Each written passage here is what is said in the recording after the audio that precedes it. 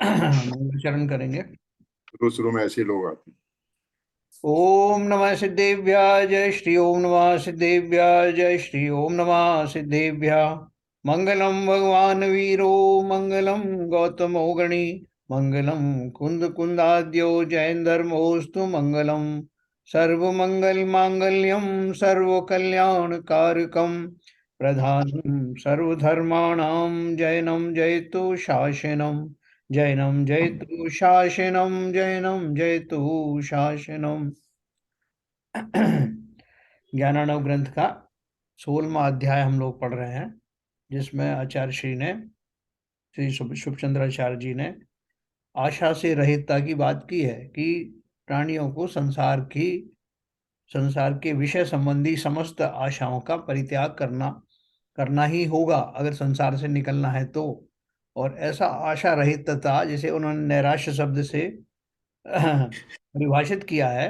हाँ, नैराश्य का अर्थ जो है वो हतोत्साहित होना नहीं है, बल्कि और ज्यादा उमंग से भर करके मोक्ष मार्ग पर स्थापित होने की बात है।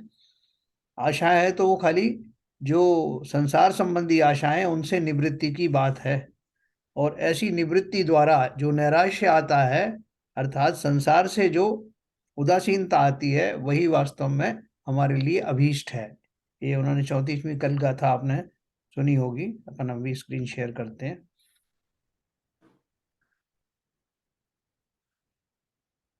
ये अपन ने 34 मतलब एक बार पहले भी पढ़ी थी, और कल बहन जी ने भी उसका अच्छा सा वो दिया आपका विश्लेषण। आप लोगों ने सबने पार्टिसिपेट किया था इसमें। मैं उसके आगे से ही पढ़ता हूँ। जो मुनि परिग्रह रूपी करदम माने कीचड़ से निकल गया हो, वही निराशता का यानी निष्प्रयता का, जगह जगह उन्होंने समझाया भी है। निराशता का अर्थ क्या है? निष्प्रयता यानी समस्त वस्तुओं से उदासीनता का अवलंबन कर सकता है। और उस निराशता के होने पर वह मुनि परतंत्र स्वरूप दुखों से कदापि नहीं घेरा व दबाया जाता। तो बहुत थोड़े शब्दों में बहुत बड़ी बड़ी बहुत सारी चीजें कही हैं कि वो निराशा यानी वो निष्प्रयता के आने पर हमारी जो विश्व में अधीनता है वो समाप्त हो जाती है। क्योंकि हमारी आशाएं इसलिए तो उन पर लगी रहती हैं और हम उसमें पराधीन हो जाते हैं। तो वो बोल रहे हैं अगर हमको उस परतंत्रता से, संसार के विषय रूपी परतंत्रता से मुक्त होना है, तो निष्प्रय होकर के यानी संसार की समस्त अभिलाषाओं को छोड़ करके मुक्ति मार्ग में स्थापित हो जाएं। सो ठीक ही है, आशा रहित होने पर फिर पराधीनता का दुख क्यों हो। ये इन्होंने बात कही। 35 नंबर पर पढ़ेंगे। विजने जन संकीर्णे सुस्थिते दुस्थितो अपि वा सर्वत्र प्रतिबद्ध स्यात् संयमी संग वर्जित है। जो परिग्रह रहित संयमी है, वह चाहे तो निर्जन वन में रहो, चाहे बस्ती में रहो, चाहे सुख से रहो चाहे दुख से रहो, उसकी कहीं भी प्रतिबद्धता नहीं है। अर्थात वह सब जगह संबंध रहित निर्मोही रहता है। या प्रतिबद्धता का अर्थ क्या है? कि उसका कोई कमिटमेंट नहीं होता। काहे का कमिटमेंट? संसार की किसी भी वस्तु के प्रति, किसी भी व्यक्ति के प्रति, किसी खास एक्टिविटी के प्रति उसकी कोई कमिटमेंट नहीं है। इसलिए वो उन्मुक्त होकर के, सब जगह से निर्मोही होकर के अपनी मोक्ष साधना में आगे बढ़ जाता है। अभी अपन कुछ करने बैठते हैं तो कोई दो चार लोग आके खड़े हो जाएंगे, साहब मेरे को फलानी चीज चाहिए, ढिमकी चाहिए, आप कर लो साहब स्वाध्याय, फिर जैसा भी है उसके बाद मुझे ये करना है। वो स्वयं भी आकुल रहेंगे और हम भी आकुलता से भरे रहेंगे कि अब जैसे तैसे खत्म हो ये काम तब मैं इनको एड्रेस करूं। तो वहां वो बोल रहे हैं कि जिनका कहीं भी कोई कमिटमेंट नहीं है, चाहे वो तो निर्जन वन में तपस्या कर रहे हों, चाहे कभी बस्ती में आ गए हों, तब भी वहां उनको किसी तरह से किसी के प्रति कोई कमिटमेंट नहीं है। स्वयं का भी नहीं है कि साहब वो अब भोजन का समय हो रहा है, फिर अपन भोजन नहीं करेंगे तो फिर क्या हो जाएगा, फिर वो टाइम बेला निकल जाएगी। ऐसा खुद के प्रति भी किसी तरह से कोई आसक्ति नहीं होने के कारण वो निर्मोहीपना उनको बना रहता है। दुखमेव धन व्याल विश्व विध्वस्त चेतसाम अर्जने हो रक्षण। चुके हैं ना सर जैन सब? हाँ जी। रिपीट करें, सब हो चुके हैं। हाँ, ये हो तो चुके हैं। मैंने सोचा आपके यहाँ तक वो कल बहन जी ने 34 नंबर पढ़ा था ना। नहीं, मैंने नहीं 34 नहीं, नंबर नहीं पढ़ा था, 18 वो तो नंबर आशा तक आशा आगे रहित हो वाला गया। चल रहा है, दूसरा वाला चैप्टर चालू हो गया था। सितंबर चालू हो गया था सर। अच्छा अच्छा 18 गाथा तक हो गया ये था। 16वें चैप्टर के चल रहे हैं। अच्छा, उसमें ही 18 आया होगा ये दोबारा से। जी। हाँ, हाँ। Okay okay okay. वही तो मैं जब से सोच रहा था, मैंने कहा कोई बोल नहीं रहा है। हाँ मैं बोली थी बीच में, फिर मैं रुक गई। हाँ, ये अच्छा, एक्चुअली क्या है, वो आशा का जो प्रकरण उसमें भी आया था 34 में नहीं नहीं, वो तो प्रकाश वगैरह। आया, हाँ। मगर यहाँ यहाँ यहाँ आई स्पष्ट थिंक कल 20 तक हुआ था, 20 20 तक शायद। हुआ। अच्छा भैया, बहुत हाँ नहीं, बढ़िया। हाँ 20 तक हुआ था सर। बहुत बढ़िया, तो आगे चलते हैं। आज लिखे में है ना, जो आशा रूपी पिशाच से शत अर्थात पीड़ित हैं, बराबर बराबर है। तो 21वां चालू करेंगे। हाँ जी। जी जी। 18 तक हुआ था भाई साहब। नहीं, ये हुआ था 20, पिशाची वाला शब्द मेरे को याद आ रहा है। जो आशुरी पिशाची आप से 19 से ले लो शक। जैन साहब, हाँ ठीक है, 19 से। 19 से ले लीजिए आप। ओके। आशा जन्मोग्र पंकाय शिवाय शाविर्पयः इति सम्यक मालोच्य यद्दितं सत्समाचर। आशा है जो संसार रूपी करदम में फंसाने वाली है, और उसके विपर्य अर्थात आशा का अभाव मोक्ष का करने वाला है। अब तू इन दोनों को भले प्रकार विचार कर, जिसमें अपना हित समझे उसी का आचरण कर, यह उपदेश है। तो दोनों बातें उन्होंने बता दी यहाँ पर, कि जो संसार में फंसाने वाली जो आशा है, विषयों की अभिलाषाएं हैं, वो संसार में फंसा देंगी। और ऐसी आशा से विरक्ति होना, उनसे निवृत्त होना, वो वास्तव में मोक्ष का मार्ग बढ़ाने वाला है। तो दोनों में से बोलते हैं, आप तुम डिसाइड करो कि तुम्हें संसार में ही फंसे रहना है या मोक्ष का मार्ग प्रशस्त करना है। 20 नंबर था, न सद्विक्षिप्त चित्तानाम श्रेष्ठ सिद्धि कचिन्नरणाम कथम प्रक्षीण विक्षेपा भवन्ति शाग्रह क्षताः। जो आशा रूपी पिशाच से शत अर्थात पीड़ित हैं, वे विक्षिप्त चित्त हैं। विक्षिप्त यानी पागल जैसे हो जाते हैं। सो जिनका चित्त विक्षिप्त है, उन मनुष्यों की इष्ट सिद्धि कहीं भी नहीं है। उनकी विक्षिप्तता कैसे नष्ट होगी, सो नहीं कहा जा सकता, है ना। वो बोल रहे हैं कि वैसे भी वो कहें या ना कहें, जिन जो भी किसी ना किसी आशा से ग्रस्त हैं, वो जैसे कि पागल ही हों। क्यों, उन विषयों के पीछे भागना, मन बोलते हैं कि वो पागल हो गया। तो वो उन्होंने विक्षिप्त शब्द उसके लिए उपयुक्त किया, कि जो वास्तव में इन आशा रूपी पिशाच से, जैसे पिशाच शब्द क्यों आता है, ये भूत प्रेत पिशाच आते हैं तो लोग ने उनका स्वयं का उस जीव का बस नहीं चलता, और वो बोलते हैं इसके ऊपर कोई किसी का वो साया पड़ गया। तो वो उसी अपेक्षा से कह रहे हैं कि जैसे कि स्वभाव रूप से हमारा इन सब में आसक्ति नहीं होना चाहिए, लेकिन हम स्वभाव से भटक गए, अर्थात जिसे हमने उन्होंने विक्षिप्त दशा का वो परिभाषा दी है।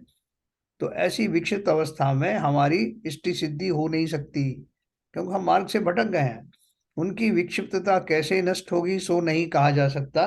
इसका कहने का अर्थ उनका यह है कि वो विक्षिप्तता अनादि काल से मिथ्यात्व के कारण है, और उसको कहने से भी कोई लाभ नहीं, क्योंकि वो कहने की बात नहीं, आचरण करने की बात है। तो मतलब ये बहुत गहरी मोहिनी कर्म का जो उदय होता है, इसलिए उन्होंने कहा कि वो कैसे कैसे नष्ट होगी नहीं कहा जा सकता, का अर्थ यह है कि वो बहुत प्रगाढ़ है।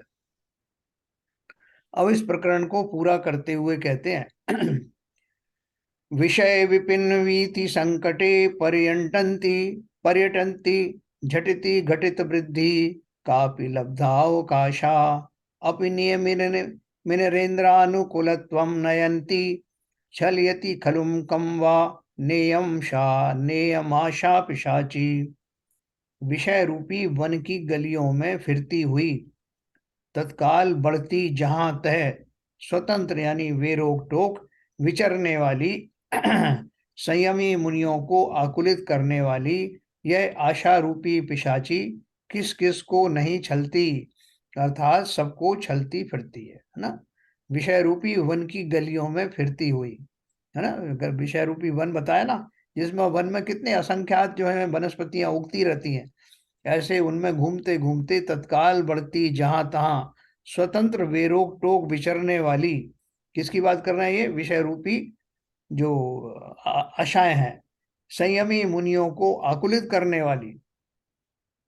जैसा अपन ने पहले पढ़ा कि ये आशा का रोग ऐसा होता है कि संयमी मुनि भी अगर उनको किंचित भी आशा रूपी कोई भाव आ जाए, तो वो उनको भी छल लेती है, अर्थात उनका भी वो निष्प्रयता नष्ट हो जाती अर्थात सबको छलती फिरती है। इस प्रकार आशा पिशाची का वर्णन किया। देखिए सारे क्रम से चल रहा है ना हमारा, जो 4 महाव्रत हमारे ब्रह्मचर्य व्रत के बाद में जो परिग्रह महाव्रत अपरिग्रह महाव्रत जो चल रहा है हमारा, उसके बाद में उसी से कनेक्टेड आशा की निंदा की है उन्होंने, और वो उसी से कनेक्टेड, उसी का एक्सटेंशन है। इस प्रकार आशा पिशाची का वर्णन किया। आशा माता कर्म की, आशा माता कर्म की आत्म सौ प्रतिकूल, जेते घट वर्ते यह ध्यान न शिव सुख मूल। है ना, ये सेल्फ एक्सप्लेनेटरी है कि सभी कर्मों की जो जननी है वो है आशा, और वो आत्म से यानी आत्मानुभूति या आत्मा के मार्ग में चलने वालों के वो प्रतिकूल का काम करती है, उसका अपोजिट काम करती है। जेते घट बरते यह ध्यान न शिव सुख मूल। है ना, जिसलिए इसके जब तक घट में यानी हृदय में ये रह रही है, तब तक हमारा ध्यान जो सुख शिव सुख का कारण है, मोक्ष का कारण है, ऐसा ध्यान हम नहीं लगा सकते। इति श्री ज्ञानार्णवे शुभ चंद्राचार्य विरचिते योग प्रदीपाधिकारे आशा पिशाची वर्णनम नाम सप्तदशम प्रकरणम 17वां नंबर का ये समाप्त हुआ। अब 18 नंबर का चलेगा। देखो उन्होंने सभी माध्यम से आचार्य श्री ने जितनी भी बारीकियां हो सकती थी उन सब बारीकियों को समेट करके और सिलसिलेवार क्रम से हमको उनका वर्णन किया, जिससे कि अंतिम दशा जो ध्यान का इनका प्रकरण लास्ट में आएगा, तो वहां तक पहुंचते पहुंचते हम वैसे ही इस योग्य बन जाएंगे कि न सही ध्यान में लगने के, बल्कि ध्यान का स्वरूप तो कम से कम समझ में आ ही जाएगा। उसको समझने के लिए भी जो बैकग्राउंड जरूरी था वो उसका व्याख्या चल रही है।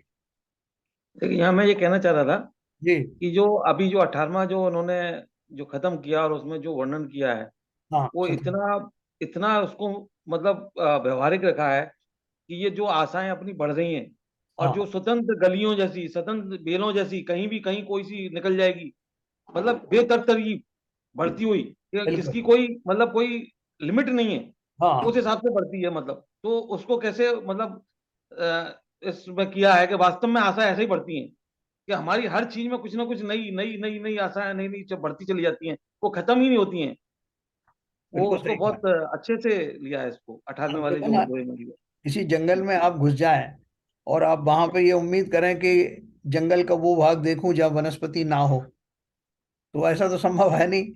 वहां तो चारों तरफ बने हुआ है, वनस्पति के सिवा कुछ है ही नहीं, उसका नाम ही वन है।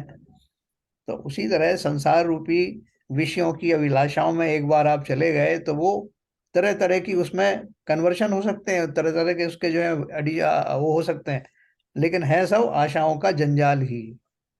तो उसमें एक बार संसार के उसमें आशाओं के चक्र में फंस गए तो उसमें से निकलना बहुत मुश्किल है। बहुत मुश्किल। 18 नंबर का हम पढ़ेंगे। देखो इसमें क्या दिया है। उक्त अथादष्टम प्रकरणम, उक्त प्रकार से सम्यक चारित्र के वर्णन में, ये अपन बात क्या कर रहे हैं, चारित्र की वर्णन कर रहे हैं अपन। सम्यक दर्शन अपन ने पहले पढ़ा था, सम्यक ज्ञान अपन ने पढ़ा था। सम्यक चारित्र का जब प्रकरण शुरू हुआ तो हमने जो सब जो 12 भावनाएं और सब भावनाओं के बाद में पंच महाव्रत के बारे में पढ़ा, जो कि चारित्र के ही भाग हैं, तो उनमें उसी के बारे में बोल रहे हैं। अब महाव्रत शब्द का अर्थ कहकर इनके दृढ़ करने वाली 25 भावनाओं का को तथा 5 समिति व 3 गुप्तियों को संक्षेप से कहकर रत्नत्रय के प्रकरण को पूर्ण करेंगे। अतएव प्रथम ही महाव्रत शब्द का अक्षर अर्थ कहते हैं। देखो एक एक चीज उन्होंने बताई। महाव्रत शब्द का अक्षरार्थ, महत्व हेतुर्गुणिभिः श्रितानि महान्ति मत्वा त्रिदशैर्नृतानि महासुख ज्ञान निबंधनानि महाव्रतानि नीति सताम मतानि। प्रथम तो ये महाव्रत महत्ता के कारण है, इस कारण इनका गुणी पुरुषों ने आश्रय किया है, अर्थात धारण करते हैं। दूसरे, ये स्वयं महान हैं, इसका कारण देवताओं ने भी इन्हें नमस्कार किया, इस कारण देवता ने भी इन्हें नमस्कार किया। तीसरे, महान अतीन्द्रिय सुख और ज्ञान के कारण है, इस कारण ही सत्पुरुषों ने इनको महाव्रत माना है। महाव्रत की क्यों उनको महाव्रत कहा है? उन्होंने बोला प्रथम तो ये महाव्रत महत्ता के कारण है, मतलब इनसे अपने आप ही महत्ता का जो है बढ़ना होता है। मुनियों का भी जो है निरंतर जैसे जैसे वो इन व्रतों का उनमें उत्कर्षण चलता है, महाव्रत अच्छी तरह से पालन होते हैं, तो अपन कहते हैं महाव्रती हैं ये मुनिराज, तो स्वयं ही वो महत्ता का कारण है। इस कारण इनका गुणी पुरुषों ने आश्रय किया है, अर्थात धारण करते हैं, क्योंकि ये महान है। इन व्रतों का धारण करना, उनके जो बैकग्राउंड में जो कुछ उसकी विषय वस्तु है महाव्रतों की, वो विषय वस्तु ही अपने आप में अनुपम है, और इसलिए गुणी पुरुषों ने उनको धारण किया है। दूसरे, ये स्वयं महान है, इस कारण देवताओं ने भी इन्हें नमस्कार किया है। महत्ता के कारण है और स्वयं भी महान है। तीसरे, महान अतीन्द्रिय सुख और ज्ञान के कारण है, मतलब वो अपने आप में महान है, इसको देख करके उसको धारण किया है, और धारण करने से बोल रहे हैं कि धारण करना कोई ऐसा दुख का कारण नहीं है, वो स्वयं ही महान अतीन्द्रिय सुख और ज्ञान के कारण है। ऐसा सुख जो इंद्रियों से परे है, ऐसा सुख जो वास्तव में सुख है, ऐसा सुख जो सुखाभास नहीं होकर के वास्तविक सुख है, उसका ये सृजन करने वाले हैं, उसका जहाँ से आविर्भाव होता है, ऐसे ये महाव्रत है। और ज्ञान के कारण है, जैसे जैसे हम इन व्रतों को धारण करते हैं, न केवल हमारे आचरण जो है वो पुष्ट होते हैं, बल्कि साथ में वो जो आगे फर्दर जो ज्ञान की भूमिकाएं हैं, केवल ज्ञान के लिए हम ये सब कर रहे हैं ना, तो वो उसकी भूमिकाओं में भी और दृढ़ कारण के रूप में हमारे सामने आते हैं। इस कारण ही सत्पुरुषों ने इनको महाव्रत माना।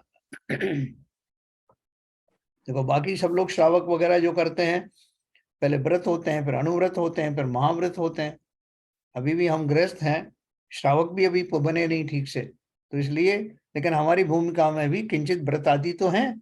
अगर वो उनकी कोई महत्व नहीं होता तो हम सब क्यों धारण करते? अब देखो, ये संयम की जो बात है, ये तो दूसरे दर्शन के लोगों में भी, जो पक्के गृहस्थ हैं वो भी, उनको भी बात बात पे संयम रखना पड़ता है कि कैसे बोलना, किसके सामने बोलना, कहाँ खाना, कितना खाना, कहाँ सोना, ये सारी चीजें, ये भी तो संयम है ना। वो भले ही वो उस भूमिका के योग्य संयम हो, इसलिए संयम का महत्व तो, और संयम किससे आते हैं? व्रत पूर्वक आते हैं। व्रत का अर्थ क्या है? कि वहां भी संकल्पवान होना पड़ता है। तो ये संकल्पित होने की बात सबसे नीचे लेवल से लेकर के और मुनि के लेवल तक निरंतर वृद्धि को प्राप्त होती रहती हैं, इनका और ज्यादा परिमार्जन होता रहता है। आगे, आचरितानि महानिर्दंच्य महात्रयंच महांतम प्रसाधन्य धन्यर्थम स्वयमपि महांति यस्मान महाव्रतानीत्य सत्तस्तानि। अन्य ग्रंथ में भी कहा है कि इन 5 महाव्रतों को महापुरुषों ने आचरण किया है, तथा महान पदार्थ कहिए मोक्ष को साधते हैं, तथा स्वयं भी बड़े हैं, अर्थात निर्दोष हैं। इस कारण इनका महाव्रत ऐसा नाम कहा गया। इन 5 महाव्रतों को महापुरुषों ने आचरण किया, जैसा अपन ने अभी पढ़ा। तथा महान पदार्थ कहिए मोक्ष को साधते हैं, तथा स्वयं भी बड़े हैं, अर्थात निर्दोष हैं। इस कारण इनका महाव्रत ऐसा नाम कहा गया। उन्होंने 3 तरह से फिर से जस्टिफाई किया है कि वो महाव्रत क्यों है, कि वो जितने व्रत हैं जो अपन ने अभी चर्चा की थी, उन सबसे ऊपर हैं, श्रेयस्कर हैं, उनसे ज्यादा श्रेष्ठ हैं, इसलिए जो ज्यादा श्रेष्ठ होते हैं उनको बड़ा कहते हैं, और बड़े का मतलब है महा। तो पदार्थ क्यों कहा गया? महान पदार्थ कहिए। हाँ, महान तथा महान पदार्थ कहिए मोक्ष को साधते हैं, तथा स्वयं भी बड़े हैं, अर्थात निर्दोष हैं। पदार्थ में शब्द का मतलब क्या यहाँ पर उसका परिपेक्ष है? नहीं, पदार्थ का अर्थ क्या होता है? देखो, जो अपन जो पदार्थ कहने में आते हैं, आप देखो 7 तत्व और 9 पदार्थ अपन कहते हैं ना। जी जी। तो 7 तत्व में से वो तत्व क्या है? वो भी कोई उनकी फिजिकल आइडेंटिटी नहीं है। जैसे जीव है, फिजिकल तो है, लेकिन जीव तत्व से आप क्या समझते हो? जीव है, अजीव है, आश्रव है। आश्रव की एक आपको फिजिकली तो आश्रव दिखाई नहीं देगा। आश्रव, बंध, संवर, निर्जरा, मोक्ष और पुण्य और पाप, ये मिला के जो 9 पदार्थ कहे गए ना, तो पदार्थ का अर्थ होता है कोई भी वस्तु, कोई भी चीज जिसका एग्जिस्टेंस हो, जो भले ही आंख से दिखाई ना दे, वो सब पदार्थ हैं। तो यहाँ वो पदार्थ कह रहे हैं, वो कैसा पदार्थ है कि वो वैसा आचरण रूपी पदार्थ है। महाव्रत आदि सब उसमें ही आते हैं ना, तो वो सब जैसे अभी संयम निर्जरा मोक्ष की अपन बात करते हैं, वो जब वो पदार्थ को अपन वैसे मानते हैं ना, उसी तरह से ये एक ऐसा आचरण है जिस आचरण के माध्यम से जीव मोक्ष की साधना करते हैं, तथा स्वयं भी बड़े हैं। वो कौन सब स्वयं बड़े हैं? जैसे मैंने आपको बताया कि छोटे मोटे जो व्रत हैं वहां से लेकर के अणुव्रत के माध्यम से, और उसके बाद महाव्रत जो है वो निरंतर आगे से आगे जाकर के वो श्रेयस्कर होते चले जाते हैं, इसलिए वो स्वयं ही बड़े हैं, अर्थात निर्दोष हैं। बड़े का अर्थ क्या है? बड़ा खाली शब्दों के माध्यम से बड़ा नहीं, दोष निवारण के योग्य जो हमारी औषधियां हैं, जैसे हम कहते हैं साहब ये आप कैप्सूल खाइए, ये और भी ज्यादा गुणकारी है, ये बहुत स्ट्रांग है साहब, तो वो उसमें क्या हुआ, मतलब और ज्यादा रोगों को हरने वाला है, और भी ज्यादा पावरफुल है। यह निर्दोष का अर्थ है पावरफुल। तो जितना महाव्रत की बात कर रहे हैं वो और ज्यादा पावरफुल है, और जो ज्यादा पावरफुल है उसे अपन बड़ा कहते हैं, महा कहते हैं। ये तो महान औषधि है। तो इसलिए उनका कि स्वयं भी बड़े हैं अर्थात निर्दोष हैं। अर्थ निर्दोष का अर्थ यह है दोषों को हरण करने वाला, और स्वयं भी इनमें कोई दोष ना हो, इस कारण इनका महाव्रत ऐसा नाम कहा गया है। महाव्रत विशुद्ध्यर्थम भावना पंचविंशति परमासाध्य निर्भेद पदवीम भव्य भाव है। आचार्य महाराज कहते हैं कि हे भव्य, ये 5 महाव्रत कहे, उनकी शुद्धता के लिए यानी निर्मलता के लिए 25 भावनाएं कही हैं। उन्हें अंगीकार करके वैराग्य पदवी की भावना कर। 25 भावना अभी नीचे आने वाली हैं, तो बोल रहे हैं कि उन भावनाओं के माध्यम से 5 महाव्रत कहे, उनकी शुद्धता के लिए 25 भावनाएं कही हैं। है ना? शुद्धता के लिए का अर्थ क्या है कि वो महाव्रत भली प्रकार से धारण हो जाएं, उसके लिए पहले ये बैकग्राउंड में 25 भावनाएं हमको धारण करनी है। उन्हें अंगीकार करके वैराग्य पदवी की भावना कर। वैराग्य पदवी की भावना करेंगे, ये 5 महाव्रत जो है अपने आप ही धारण हो जाएंगे। कई बार अपन बोलते हैं कि यहाँ से तुम इतने मील जाओ, उतने मील जाओ, और वहां जाकर के खड़े हो जाओ, मालूम पड़ा कि हम ठीक उस स्थान पर आ गए जहाँ की हमें पहुंचना था। तो यहाँ वो ये कह रहे हैं कि 25 भावनाओं का जवाब भाएंगे इन भावनाओं को, तो आपको लगेगा कि हम वास्तव में उस 5 महाव्रत धारण करने के योग्य हो गए। इन 25 भावनाओं का नाम तत्वार सूत्रादि की टीका में प्रसिद्ध है, इस कारण यहाँ नहीं कहे, अब 5 समितियों को कहते हैं। नाम नहीं दिया, ये सब आगे आएगा। वैसे 5 समिति जो है वो सब कौन कौन सी है वो अपन बात करते हैं। ईर्याभाषेण दान निक्षेपोत्सर्ग संज्ञका सद्भि समितय 5 निर्दिष्टा संयतात्मामि। संयम सहित है आत्मा जिनका, ऐसे सत्पुरुषों ने ईर्या, भाषा, ऐषणा, आदान, निक्षेपण और उत्सर्ग, ये हैं नाम जिनके, ऐसी 5 समितियां कही हैं। ये अपन ने पहले इसमें तत्वार सूत्र की जब कुछ कुछ उदाहरण दिए थे, उसमें ये सब समिति आई थी ना, ईर्या समिति, भाषा समिति, ऐषणा समिति, आदान, निक्षेपण और उत्सर्ग, है ना। इनका भी अपन डिटेल पढ़ेंगे, और बाद में वो 25 भावनाओं में आपको बताऊंगा। वाक्काय चित्त जानेक सावध्य प्रतिवेदकम त्रियोग रोधनम वा शाद्य चतुष्थित चतत्रित्रयम मतम। इसमें थोड़ा सा वो जो टाइप है ना प्रिंटिंग में थोड़ा सा दिक्कत आती है। मन वचन काय से उत्पन्न अनेक पाप सहित प्रवृत्तियों का प्रतिषेध करने वाला प्रवर्तन अथवा तीनों योग, मन वचन काय की क्रिया का रोकना, ये 3 गुप्तियां कही गई है ना। ये 5 समिति अपन ने पहले पढ़ी। 5 समिति में ईर्या समिति अपन जानते हैं ना, कि जो अपने कितने 4 हाथ देख करके आगे का चलना। जब मुनिराज चलते हैं आहारचर्या के लिए कहीं जाते हैं, तो आगे 4 हाथ तक का देख करके चलते हैं। भाषा समिति में हितमित प्रिय वचन बोलना, जिनमें किसी से कोई कष्टकारी शब्दों का प्रयोग करना या उस तरह की चीजों के जो भाषा संबंधी जो मर्यादाएं हैं वो भाषा समिति में आता है ना। इसी तरह से ये ऐषणा समिति में और आदान निक्षेपण में कहाँ मलमूत्र आदि का विसर्जन करना, ऐषणा में जो अपना आसपास के जो जीव हैं उनका जो है वो मार्जन करना, फिर ये आदान निक्षेपण में ये जो जहाँ मलमूत्र आदि हैं उनका जो निक्षेपण करना, उसके लिए भी ऐसा जो जीव रहित स्थान है उसमें वहां करना, ये सब जो है उन समितियों के माध्यम से जीवों को ये संयम दिलाया जाता है। इस तरह से जो मुनि लोग हैं, मुनि महाराज जो है मुख्य रूप से इनका पालन करते हैं 5 समितियों का। अनुव्रतधारी भी किंचित जो है इनका जितना उनकी भूमिका में आता है उनका पालन करते हैं 5 समितियों का।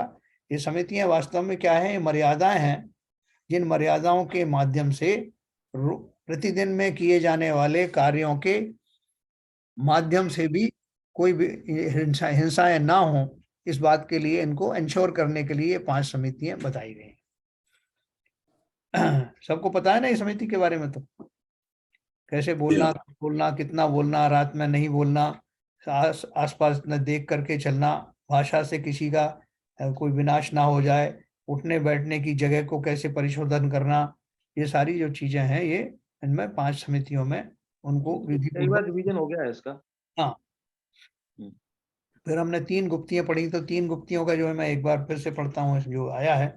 3 गुप्तियों में 3 मन वचन काय की जो है ना, उनमें कैसे जो है उनका भली प्रकार से पालन करना, उनको 3 गुप्तियों में कहा है। वाक्काय चित्त जानेक सावध्य प्रतिषेधकम त्रियोग रोधनम वा शाद्य चत्रियष्ट तृप्ति त्रयम मतम। मन वचन काय से उत्पन्न अनेक पाप सहित प्रवृत्तियों का प्रतिषेध करने वाला प्रवर्तन अथवा तीनों योग मन वचन काय की क्रिया का रोकना, ये 3 गुप्तियां कही गई हैं। ये जो गुप्तियां होती हैं मुनियों को ही होती हैं, और इसमें जो है विशेष प्रकार का जो हो जिनका आचरण में जो स्थिरता जब आ जाती है तो मन की क्रियाएं, वचन की क्रियाएं और काय की क्रियाएं रुक जाती हैं। रुक जाने का अर्थ क्या है कि वो बुद्धिपूर्वक तो वो क्रियाएं बिल्कुल होती ही नहीं है ना।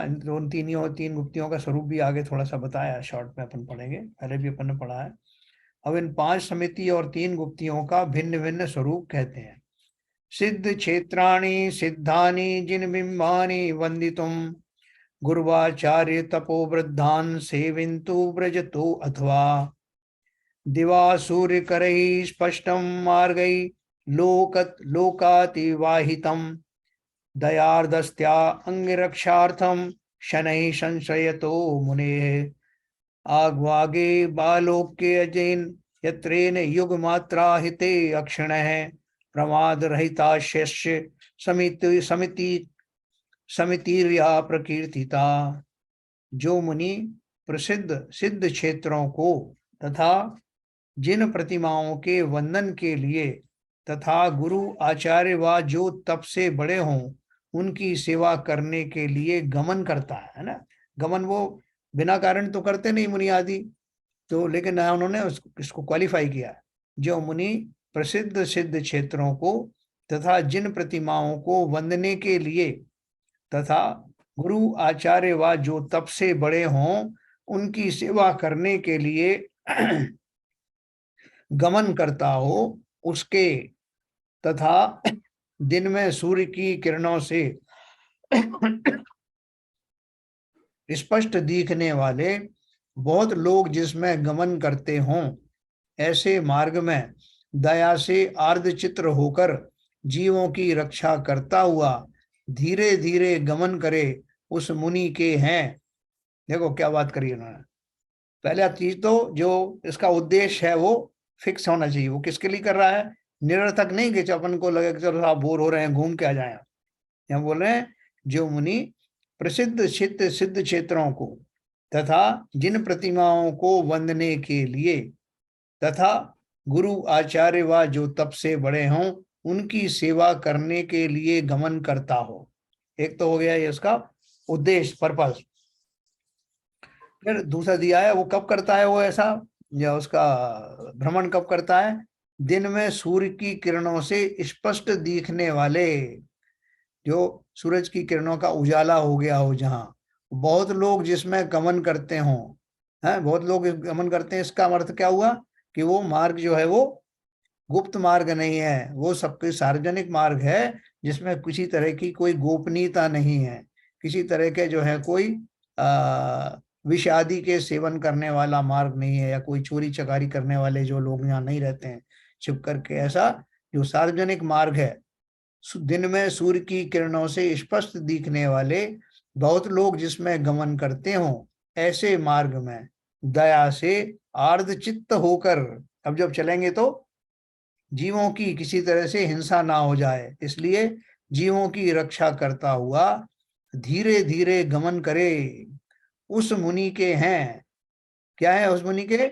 ये जो समिति की और गुप्ती की बात कर रहे हैं, उस मुनि के हैं। तथा चलने से पहले ही जिसने युग यानी परिमाण 4 हाथ मार्ग को भले प्रकार देख लिया हो, है ना, जिसने अपने से आगे जो 4 हाथ दूर के दृष्टि डाल करके कि वहां किसी तरह का कोई ऐसी चीज तो नहीं है जो जिसके कारण हिंसा होने की संभावना हो, तो उसको देख करके 4 हाथ आगे देख करके, और तब उन्होंने अपने कदम बढ़ाए हों, और प्रमाद रहित हों, ऐसे मुनि के ईर्या समिति कही गई है। प्रमाद रहितता की जरूरत क्यों है वहां?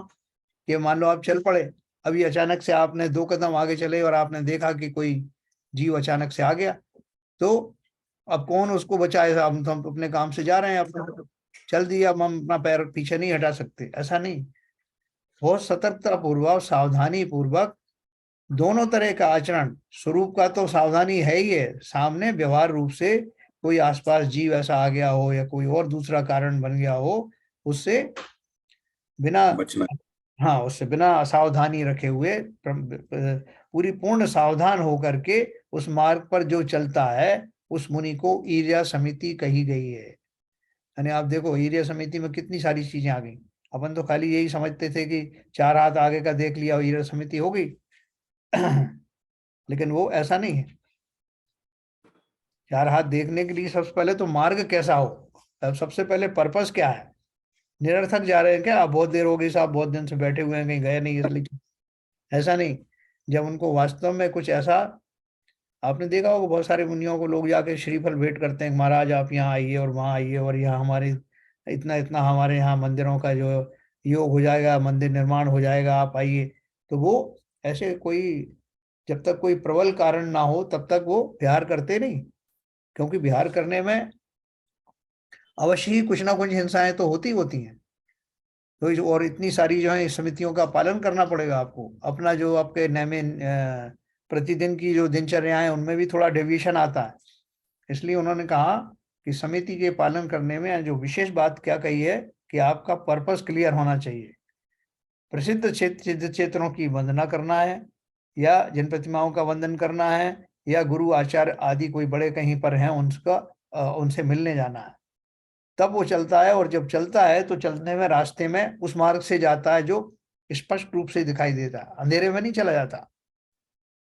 मार्ग भी जो है ऐसा हो जो सार्वजनिक मार्ग हो, सुरक्षित मार्ग हो, जिसमें बहुत सारे जीव जंतु होने की संभावना ना हो, अचानक से कोई जीव निकल के जाए ऐसी संभावना ना हो, सूर्य की किरणों से स्पष्ट दिखाई दे रहा हो, और फिर ऐसा मार्ग निश्चित होने के बाद भी फिर दया चित्त होकर के जीवों की रक्षा करता हुआ गमन, धीरे धीरे गमन करता है। ठीक है, ये सारी चीजें पालना बहुत आसान नहीं है, इसलिए जो मुनि हर कहीं नहीं चल देते, जहाँ आवश्यक होती है वहीं विहार किया जाता है। तो ये सब इतनी सारी बातें ईर्या समिति में आती हैं, और इनका पालन मुनि तो करते ही हैं। ऐसा नहीं कि जो श्रावक इनका पालन नहीं करता है, नहीं करना चाहिए, जरूरत नहीं है। हमें भी अपनी भूमिकाओं के अनुसार ये जो बातें लिखी हैं उनका अवश्य पालन करना।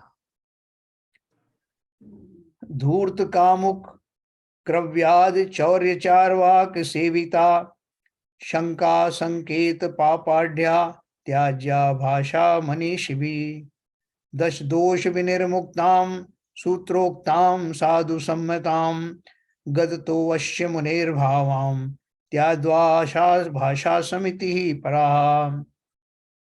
धूर्त यानी मायावी, कामी, मांस भक्षी, चोर, नास्तिक मति, चार्वाक आदि से व्यवहार में लाई हुई भाषा तथा उपजाने वाली संदेह उपजाने वाली व पाप संयुक्त हो ऐसी भाषा बुद्धिमानों को त्यागनी चाहिए। दूसरे नंबर की समिति चल रही है भाषा समिति। तो क्या बोल रहे हैं, धूर्त यानी मायावी, जो मायाचारी ही जिसका जीवन है, ठगना ही जिस तरह तरह से ठगने की जिसके पास विद्या हो, ऐसे धूर्त, कामी, मांस भक्षी, चोर, नास्तिक मति और चारवाक आदि से व्यवहार में लाई हुई भाषा, यानी वो जो भाषाएं उपयोग करते हैं वैसी भाषा का प्रयोग करना तथा संदेह उपजाने वाली व पाप संयुक्त हो ऐसी भाषा बुद्धिमानों को त्यागनी चाहिए। जिस भाषा का प्रयोग ये सब जीव करते हैं, कपट से भरे हुए वचन बोलना है या ऐसी भाषा का प्रयोग करना जिससे जीव दुराचरण में फंस जाए, ऐसी भाषा का प्रयोग सर्वथा जिससे उससे वर्जित है।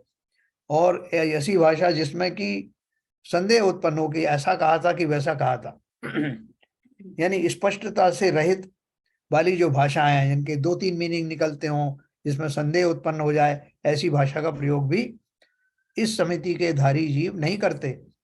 वह पाप संयुक्त हो ऐसी भाषा बुद्धिमानों को त्यागना चाहिए।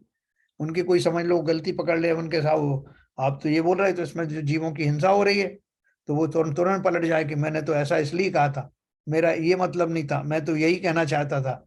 तो कहने का अर्थ क्या है कि प्रारंभ से ही ऐसी भाषा का उपयोग किया जाना चाहिए जिसमें कोई मायाचारी ना हो, जिसमें कोई संदेह वाले वचन ना हो, जो स्पष्ट हो और जो जिनमें जो धार्मिक जो मत है उसकी बात हो, जिसमें कोई नास्तिकता की बात ना हो, जो धर्ममयी हो, ऐसे पापों से रहित होने वाली भाषा का प्रयोग ही करना चाहिए। तथा वचनों के 10 दोष रहित सूत्रानुसार साधु पुरुषों को मान्य हो ऐसी भाषा को कहने वाले मुनि के उत्कृष्ट भाषा समिति होती है ना। तो जो भाषा के 10 दोष हैं वो भी अब आगे बताए जाएंगे। साधु पुरुषों को ऐसी भाषा का प्रयोग करना होता है और जो उस भाषा का प्रयोग करते हैं, उसी भाषा में बात करते हैं, उनको उत्कृष्ट भाषा समिति होती है। तो महाव्रतों के संदर्भ में पढ़ करके फिर उसके प्रकाश में हमको ये सब बातें भी करनी है। जैसे कि बड़े बल्ब के, बड़े लाइट में बहुत सारा अंधकार समाप्त हो जाता है, तो जब बोलेंगे अच्छा साहब इतना अंधकार इससे समाप्त हो गया, तो इससे क्या, वो मेरा एक छोटे कमरे की कोठरी है, ये बल्ब मैं वहां लगा दूंगा तो उसका भी अंधकार दूर हो जाएगा क्या? तो लोग बोलते हैं ये महाबल्ब है, तो जब इतने बड़े बड़े अंधकार दूर हो जाते हैं तो छोटे मोटे अंधकार कहाँ लगते हैं। तो उसी तरह से जिन जीवों ने इस उत्कृष्ट भाषा समिति का प्रयोग किया है, जो मुनियों को ही बहुत प्रकार से भली दिखाई देती, मुनियों के ऊपर आचरण में उनके, तो ऐसी भाषा का प्रयोग अगर जो है गृहस्थ जन या श्रावक लोग भी करें, उसका एक अंश भी करें, तो उनका जीवन भी अवश्य धन्य हो जाए। देखो अब इन्होंने जो वचनों के जो प्रकार हैं, वो वचनों के बारे में, भाषा के जो प्रकार हैं इनमें दोष आता है उसके बारे में बताया। कर्कशा, परुषा, कट्टी, निष्ठुरा, परिकोपिनी, छेद्यांकुरा, मध्यकृशा, अतिमाननी भयंकरी, अतिर्माननी भयंकरी, भूत हिंसा करी, चेति दुर्भाषाम दशया त्यजेत हितम मितम संदिग्धम शाद्वाद समितिर्मुने। कर्कश, परुष, कटु, निष्ठुर, परकूपी, छेद्यांकुरा, मध्यकृशा, अतिमानिनी, भयंकरी और जीवों की हिंसा कराने वाली, ये 10 दुर्भाषाएं हैं। इनको छोड़े तथा हितकारी मर्यादा सहित असंदिग्ध वचन बोले उसी मुनि के भाषा समिति होती है। देखो उन्होंने इसका जो मीनिंग बताया, मैं आपको कोशिश करूंगा इसका अर्थ करने का। कर्कश भाषा अपन जानते ही हैं, है ना। परुष का मतलब मेरे ख्याल से होगा अरुचकारी, कटु कठोर, निष्ठुर, परकोपी यानी जिससे दूसरों को क्रोध आ जाए, छेद्यांकुरा जिससे उनके हृदय भेद हो जाएं, मध्य कृशा मध्य कृशा का अर्थ भी ऐसे ही कुछ होगा, भी बताएंगे, बहन जी से पूछूंगा। अतिमानिनी जिससे जिसमें घमंड झलके, भयंकरी और जीवों की हिंसा कराने वाली, ये 10 दुर्भाषा हैं। मध्य कृशा का अर्थ क्या है बहन जी? जो बीच बीच में ऐसे कठोर से शब्द बोल देते हैं ना बात करते करते, तो वो मध्य कृशा। हाँ हाँ हाँ हाँ, बीच में जो ऐसे कुछ गालियों का प्रयोग भी बहुत से कर देते हैं ना, उनका जो हाँ हाँ हाँ, हाँ, कुछ भी, हाँ बीच में कुछ भी बोल देते हैं। तकिया कलाम होते हैं वो जो बोल देते हैं। तो इस प्रकार की ये 10 दुर्भाषा हैं, इनको छोड़े तथा हितकारी मर्यादा सहित असंदिग्ध वचन बोले, उसी मुनि के भाषा समिति होती है। तो ये अपन को धारण करना चाहिए कि नहीं करना चाहिए? कि मुनियों के ऊपर छोड़ ये दें? 10 दुर्भाषा एक बार फिर से बता दीजिए। हाँ देखिए ना, कर्कश, कर्कश का अर्थ तो है ही, समझ में अपने आता है। हाँ, जी। परुष का अर्थ भी बताइए बहन जी। दूसरों को रोष उत्पन्न करने वाला। हाँ नहीं, बहुत कठोर। कर्कश तो ऐसी होती है जैसे, कर्कश और परुष में थोड़ा सा अंतर है। कर्कश तो ऐसे कि मतलब मतलब बोलते ही बोलने ऐसे में कि अच्छी नहीं लगे, हाँ बोलने में अच्छी हाँ नहीं लगे। बोलने में, और कठोर मतलब बहुत ही एकदम घायल कर देने वाली, हाँ, वो तो परुष। परुष हो गई, कटु है ही, वो भी कड़वा, कड़वा वचन बोलना, है ना। तो ये सब एक दूसरे से जुड़े हुए ही हैं वैसे तो। और पर कोपी मन दूसरे को कोप डाल दे, निष्ठुर है जो कि क्रूरता से भरे हुए वचन है, छेद्यांकुरा है मतलब जिनके मर्म भेद करने वाली, मध्य कृशा जैसे न बोला कि बीच बीच में हम इस तरह के शब्दों का प्रयोग कर देते हैं, सामान्य भाषा बोलते बोलते कुछ बीच में जिनके कुछ आदत पड़ जाती है ना, बीच में कोई गाली दे देंगे, जैसे मध्य कृशा। अति मानिनी जिसमें अपने आप को बहुत ज्यादा दम्भी बने का, अपने को अभिमान सहित जतलाने वाली भाषा। भयंकरी ऐसा जो नाद करने वाला, इनकी आवाज सुन के ही लोग जो है डर जाएं, वो भयंकरी हो गई। और जीवों की हिंसा कराने वाली, मतलब ऐसी भाषा बोलना जैसे बोलते हैं ना कि वो बोलते हैं सर तन से जुदा, सर तन से जुदा, तो करके ऐसे लोगों को अंदर में ऐसा आक्रोश उत्पन्न करना जिससे कि वो हिंसा में प्रवृत्त हो जाएं। हाँ नीरजा जी, और कुछ इसमें समझ में नहीं आया तो पूछ सकती है। नहीं ठीक है, लास्ट वाला मतलब प्रोवोकेटिव। प्रोवोकेटिव, बिल्कुल बिल्कुल बिल्कुल। ये 10 दुर्भाषा है ना। देखो इन्होंने कुछ भी छोड़ा नहीं, परुष का क्या अर्थ बताया था? पर परुष इन्होंने बहुत कठोर, बहुत ज्यादा बहुत कठोर कठिन। शब्द। हाँ, कठोर और कड़वे में फर्क है। देखो इन तीनों चारों में अलग अलग भेद बताओ। कर्कश, अति कठोर, कटु, निष्ठुर, इन सब के भेद बताओ, सब लोग अपने अपने हिसाब से बताइए। करीब करीब एक जैसे। जब हम इनकी व्याख्या करेंगे तो हमको अपने शब्दों के ऊपर में नियंत्रण आ जाएगा कि इनमें से मेरी भाषा किस किसी कैटेगरी की है। आई थिंक सब इसमें दो चीजों का मिक्सचर है। एक तो जैसे शब्द क्या का कैसे हैं, हाँ, और उनका टोन कैसा है एक्चुअली, बहुत बढ़िया बहुत बढ़िया। और बॉडी लैंग्वेज कैसी उनको बोलते समय। यस तो यस इन यस, तीनों के मिश्रण में जो वेरिएशन है उससे ये सब बन गए हैं शायद। होते हैं। वाह, बहुत बढ़िया बात कही आपने, हम्म, बहुत बढ़िया। और दूसरा एक और है, इंटेंशन। हाँ मतलब आपके भाव जीवों को आहत करने के हैं, बहुत ज्यादा आहत करने के हैं, उनको सुधारने के हैं, या उनको आगे से वो आपके साथ ना करे, ऐसे भाव हैं। तो ये सब जो इंटेंशन है, उसको इंटेंशन को ध्यान में रखते हुए फिर ये तो सब एक्सप्रेशन के माध्यम है। सबसे पहले तो मेरी इंटेंशन क्या है, मैं सामने वाले को डराना चाहता हूँ, उसका अपमान करना चाहता हूँ, अपना मान बढ़ाना चाहता हूँ, या उसको मुझसे आगे से बात ना करे इसके लिए उसे भयभीत करना चाहता हूँ, या कोई सांसारिक जो जगह है उनसे डराना चाहता हूँ। ये सारी चीज जो मेरी इंटेंशन में आती है, वो उस इंटेंशन के अनुसार ही फिर ये भाषाओं का निर्माण है, उनका प्रयोग उसी हिसाब से किया जाता है। मैं किसी को डराना चाहता हूँ तो मैं इतने इतने बारीक भावों को पकड़ने वाला जैन शास्त्री हो सकता है।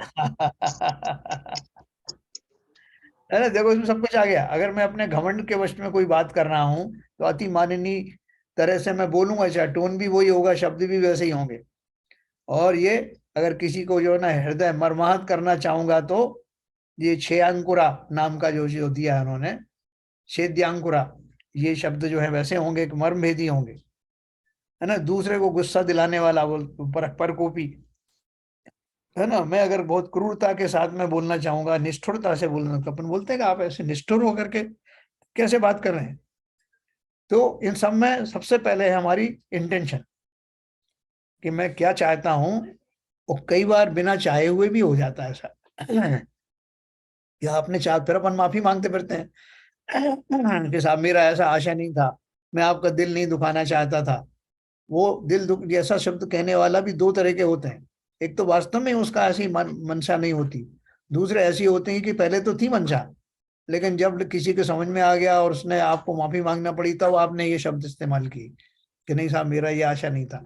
ऐसे जीवों के इतने कॉम्प्लिकेशंस हैं इंटेंशन में, भावों में, उनको एक्सप्रेस करने में, और एक्सप्रेस करने के लिए प्रयोग की जाने वाली भाषाओं में, बॉडी लैंग्वेज में, कितनी तरह से हो सकता है। और ये सूक्ष्म भाव पकड़ने वाला, देखो यहाँ तक कि जब वो मुनि जो मौन व्रत धारण करते हैं, तो क्या आप मानते हो कि किसी ने अगर मौन व्रत धारण किया तो इन सब से वो जो छूट गया, ये सारी चीजें उसकी चली गई मौन रहने से? बताइए सब लोग,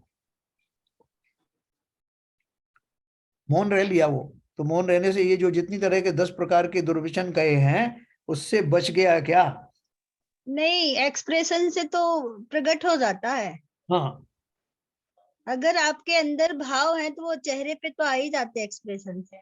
इतने मौन ले लो। नहीं, चेहरे पे भी आ जाते हैं, उसके अलावा भी अगर अंदर में ये सब भाव हैं कि अगर मेरा बस चलता तो मैं उसको ये सुनाता, आज ऐसा सुनाता कि उसको याद रहता, ऐसा मन में भाव और ऊपर से मौन है।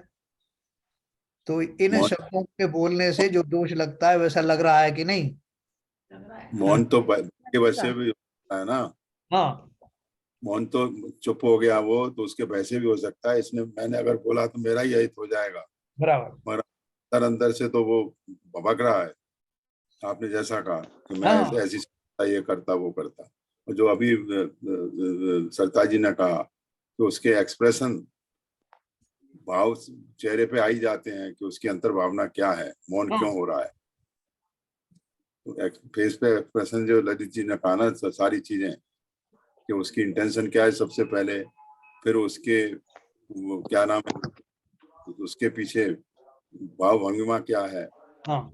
उस आशा क्या है, इन सबसे क्या कहते हैं भावना व्यक्त हो जाती है, किस किस परिप्रेक्ष्य में बात कही जा रही है। देखो कई बार जो है मनोभाव भी छुपा लिए जाते हैं, बहुत से लोग बड़े चतुर होते हैं, वो चेहरे के ऊपर भी एक्सप्रेशन नहीं आने देते। सर जो दूसरा अगला बंदा है वो भी चेहरा पढ़ लेता है। आइए भाषाओं को सुन के हमारे एक पड़ोसी थे और करीब हमारे 30 साल उनसे संबंध रहे और अभी भी संबंध है। तो उनकी जो भाषा थी उसको सोच वो सब वो भाव मेरे सामने चल रहे हैं अभी। तो हाँ, वो जैसे हम खेलते थे, उनके बच्चे हमारे साथ में खेलते थे, तो वो कहती थी अरे कमीनों के साथ में मत खेलियो, कमीनों के साथ में। तो ये हाँ, कर्कश भाषा हो गई। मतलब अपने बेटे को हाँ, संबोधित करती थी कमीनों के साथ में मत खेलिए, तो वो कर्कश हो गई। और हाँ, उसके और भी भाव हैं जो सब मैं पकड़ रहा था। तो उसके जो मैं कोशिश कर रहा था कहाँ-कहाँ, क्या-क्या भाषा बोलती थी वो, तो वो उसको रिलेट कर रहा था मैं। हाँ। और वो हमारे साथ कम से कम हम जब रहे, मैं 25 साल का रहा उस मकान में, तो जब तक थी वो, और बाद में भी संबंध रहे, ऐसा नहीं हमारे संबंध नहीं खराब हुए उनसे। लेकिन वो इतनी जो बोलते थे वो सारे भाषा मेरे को भाव अभी समझ में आ रहे हैं कि, और वो जो यहाँ पर आपने जो वर्णन किया है, हाँ। तो बहुत जैसे हमारे यूपी में जनरली कर्कश तो लोग होते ही होते हैं। जैसे बोलते हैं ना, अरे कहाँ मर गया रे, मतलब हाँ, हाँ। मतलब नहीं देखो तो एक मतलब ऐसा इसमें भाव नहीं है, इसमें भाव नहीं है इसमें, लेकिन एक भाषा कर्कश है कि कहाँ गए हो, कहाँ हो, तो उससे कहाँ मर गया, मतलब वो हाँ, एक हाँ, मतलब एक कर्कशपना हो गया उसमें। हाँ, हाँ, हाँ। यदि उसमें भाव लग जाएगा तो फिर वो भाषा जो है कर्कश भाषा से फिर वो पारुल हो जाएगी। नहीं देखो थोड़ा अभी सा भाव लगता है। आपने जो बात कही ना कि इन कमीनों के साथ मत खेलना, अगर मान लो उन लोगों ने ऑब्जेक्शन उठाया कि आपने ऐसा कमीना शब्द क्यों कहा, तो आप कह सकते हो भाई मैंने उनसे थोड़ी कुछ कहा, मैंने तो अपने बेटे को ही सावधान किया कि उनके साथ मत हाँ, खेलना, उनको थोड़ी कुछ कहा। ऐसे लोग बहुत मायाचारी रूपी शब्द भी इस्तेमाल करते हैं। और बहुत सारे लोग अपने जैसे बॉस को कुछ कहना हो तो सामने सामने नहीं कह पा रहे हैं, डायरेक्ट नहीं कह पा रहे हैं तो हम किसी तो किसी मकान में सब जानते थे उनको, तो कोई भी हाँ, उनकी भाषा से सबको मालूम था कि ये चेंज नहीं हो सकती, तो वो वैसे ही बोलती थी। तो कभी कोई उस बात को लेकर तो कभी झगड़ा हुआ ही नहीं था। हाँ मालूम पड़ गया आदत है ऐसी, तो फिर क्या झगड़ा करने से कोई फायदा थोड़ी। हाँ नहीं, तो हमारे एक मित्र थे, वो क्या करते थे कि जैसे बॉस के बारे में कुछ कहना है, तो कोई भी बात चल रही, किसी ने कहा कि सर मैं आपको कुछ बताना चाहता हूँ, तो वो उस बात को पकड़ करके अब वो उनको बोलेगा, बॉस को डायरेक्ट करने के चक्कर में बोलेगा तुमने क्या समझा कि बॉस कुछ जानता नहीं, बॉस का बेवकूफ है क्या, बॉस को कुछ अकल नहीं है क्या। तो वो इस तरह के शब्द बोल के जो उनसे कहना चाहता था बॉस को, वो उसके माध्यम से कह देता सब कुछ। तुम क्या समझते हो कि बिल्कुल मूर्ख है क्या बॉस, वो क्या कह रहा है बोल को, वो मूर्खता उसको कहना चाहता कि मूर्ख है ये। तो तुम क्या समझते हो बॉस क्या गधा है, मूर्ख है क्या, उसको अज्ञानी है क्या, बिल्कुल ही उसको कुछ अकल नहीं है क्या। ये सब वो कह रहा है, उसके माध्यम से उनको कहा जा रहा है। ये सब मायाचारी में आता है, माया वचन अपन ने जो पढ़े ना, हम्म, ये उस कैटेगरी में। ये वास्तव में ये जो उन्होंने 10 भाव बोले हैं, ये वास्तव में हम लोग वास्तव में बहुत यूज करते हैं। हाँ और इस भाव को पकड़ के हमको समझें, और हम्म, अपने कभी भी बात करते समय हमारे कोई कमेंट्स नहीं निकले, हम किसी को मतलब हमारे भाव से, अब तो भाव से समझ में आ जाता है कि हम क्या बोल, सामने वाला क्या बोलना चाह रहा है, क्यों बोलना चाह रहा है, उसमें क्या भाव होगा। देखो, ना केवल इतने कठोर वचन, ये 10 प्रकार के वचन हम समझ गए हैं, लेकिन आज भी हमारी भाषा में कहीं ना कहीं मायाचारी तो अवश्य रहती है। हम क्या कहना चाह रहे हैं, हमारी इंटेंशन कुछ है, कह कुछ और रहे हैं, और जो अगला जो मीनिंग निकाल रहा है वो कुछ और निकल रहा है। सबसे थोड़ी ना कहें। तो ये जो हमारी जो भाषा है, उसके ऊपर में हमें बहुत संयम भी रखना है। पहली बात तो जो मैं शब्द इस्तेमाल करूं उसमें कहीं मेरा अहमपना नहीं जाहिर हो कि मैं गर्वपूर्वक गर्वोक्ति कर रहा हूं कोई। बहुत सहज सरल और ऐसे शब्द हों जो दूसरे को हितकारी लगे, रुचिकर लगे।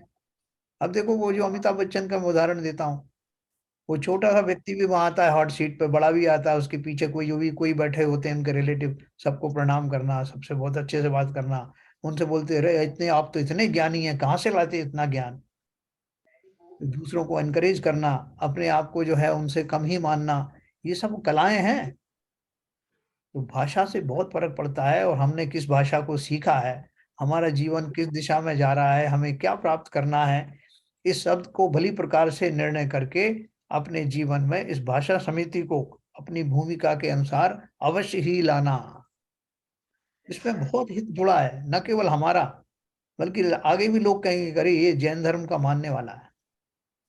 कल हम यहाँ नहीं तो ये न्यूयॉर्क के बैंक साउथ में आने के बाद में, साउथ में आने के बाद में शुरू में बहुत लोग नाराज रहते थे हमसे, तो हमको समझ में ही नहीं आता था नाराज क्यों रहते हैं। लेकिन धीरे धीरे समझ में आया कि अरे हमारी जो भाषा है और बोलने का जो भाव है हमारे, वो यहाँ पर उस भाव से तो यहाँ पर लोगों को बहुत क्रोध आ जाता है। हाँ और हाँ वो हमारे यहाँ नॉर्मल है, वो बात बोलने की, बात करने का तरीका जो है नॉर्थ में, जो हाँ हाँ पर्टिकुलर आगरा में जो खड़ी बोली बोली जाती है, हाँ और तो वो वैसे तो भाषा संभाल के ही बोली जाती है, लेकिन कभी कभी वो भाव आ जाता है, तो सामने वाले को, आप भले ही आपका भाव नहीं है, लेकिन सामने वाले को बुरा लग जाता है। हाँ तो वो हाँ, बाद सही, में समझ में आया हमको, बहुत बाद में समझ में आया कि वो क्यों नाराज हो गए। बिल्कुल सही कहा आपने। तो ये वास्तव में भाषा बहुत ही इम्पोर्टेंट है, और अपने को मतलब जो बोला है 10 भावों को पकड़ के अभी हम ध्यान रखें बोलते समय, तो वास्तव में बहुत चीजों से बच सकते हैं।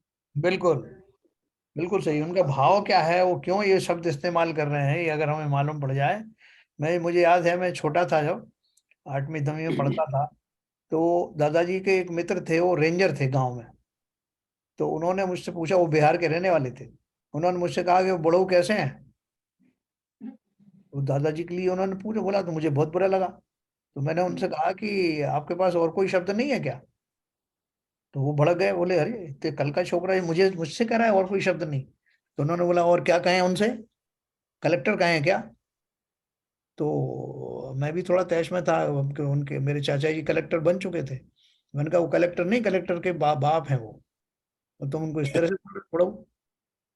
तो जो एक्चुअल बात बता, घटना बता रहा हूँ आपको, वो हम्म, इतने नाराज हो गए, वो अंदर से बंदूक निकाल के ले आए।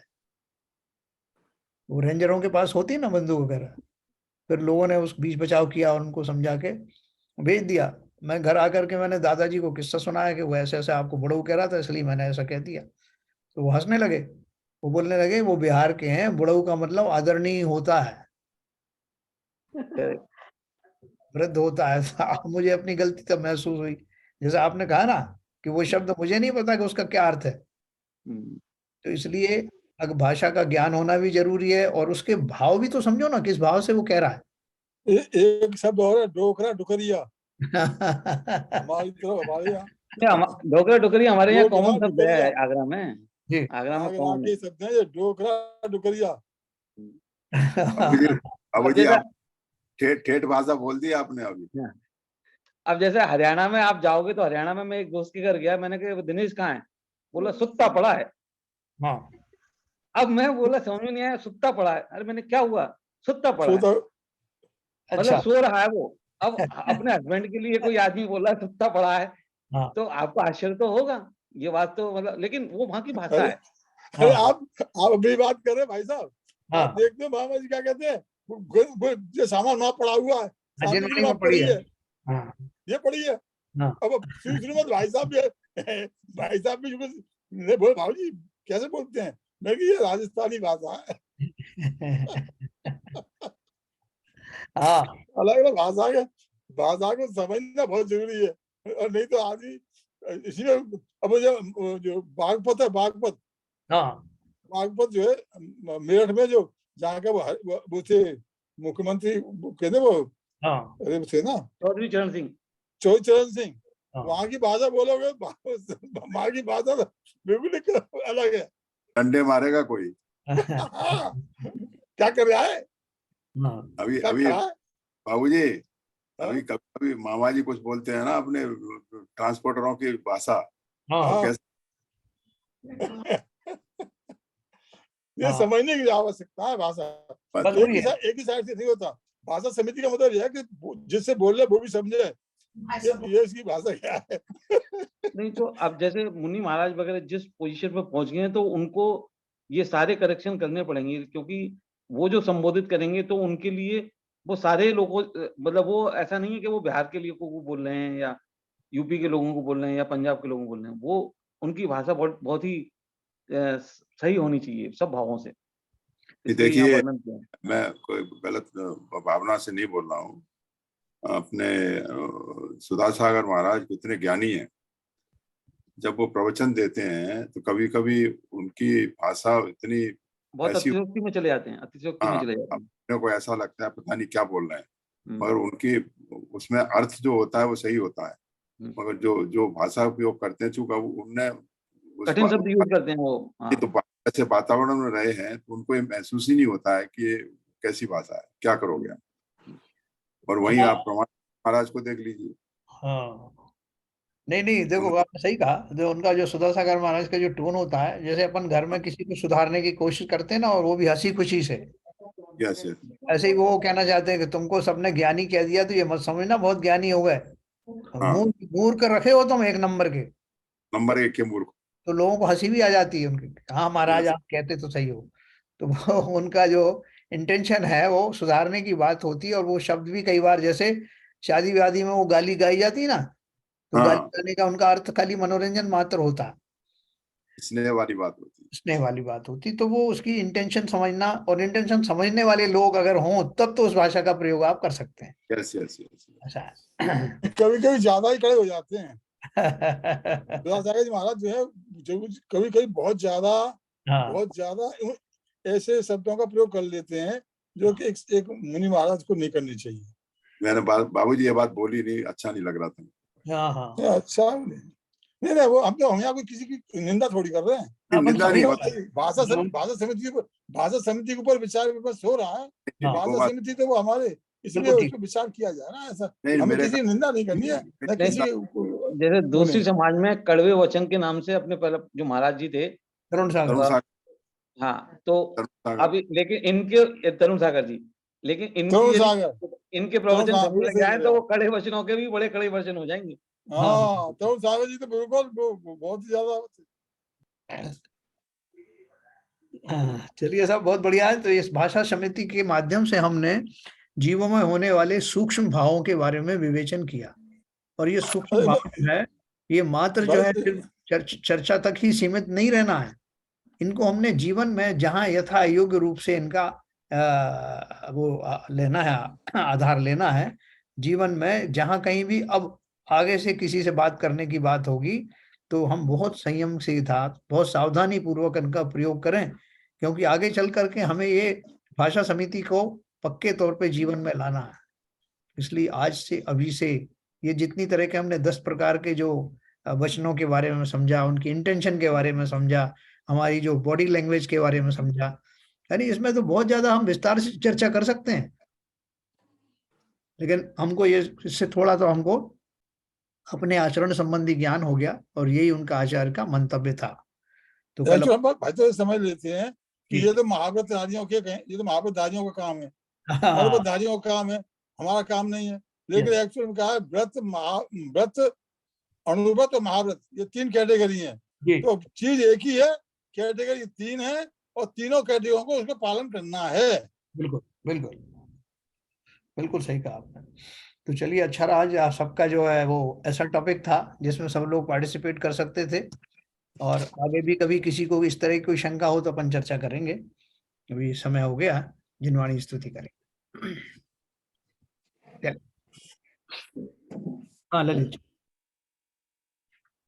नित्यतम नाश वे को ज्ञान के प्रकाश वे को आपा पर भास वे को भानु सी बखानी है। छहो द्रव्य जान वे को बंध वेधि भान वे को स्वपर पिछान वे को परम प्रमानी है। अनुभव बताए वे को जीव के जताए वे को काहू न सताए वे को भव्य और आनी है।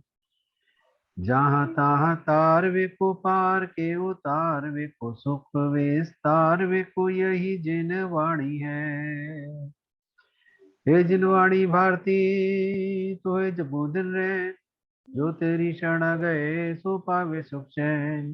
जिनवाणी के ज्ञान से सूझे लोकालो, सो वाणी मस्तक धरो सदा देते हैं धो, सदा देते हैं धो। जिनवाणी माता की जय। जय।